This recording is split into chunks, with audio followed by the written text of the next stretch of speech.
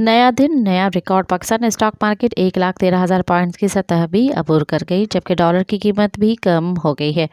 कारोबारी हफ्ते के चौथे रोज भी कारोबार के आगाज पर ही पाकिस्तान स्टॉक एक्सचेंज में तेजी देखी गई। स्टॉक मार्केट में ट्रेडिंग के दौरान 2500 से ज्यादा पॉइंट्स इजाफे के साथ 100 इंडेक्स 1,13,374 पॉइंट्स की सतह पर ट्रेड कर रहा है। वाज़ेह रहे कि गुज़िश्ता कारोबारी रोज के इख्तिताम पर पाकिस्तान स्टॉक एक्सचेंज में 100 इंडेक्स 1,913 पॉइंट्स इजाफे के साथ 1,11,810 पॉइंट्स की सतह पर बंद हुआ था। दूसरी जानब रुपए के मुकाबले में डॉलर की कीमत में भी कमी का सिलसिला बरकरार है। इंटरबैंक में 10 पैसे सस्ता होने के बाद डॉलर की कीमत 278 रुपये 10 पैसे हो गई है।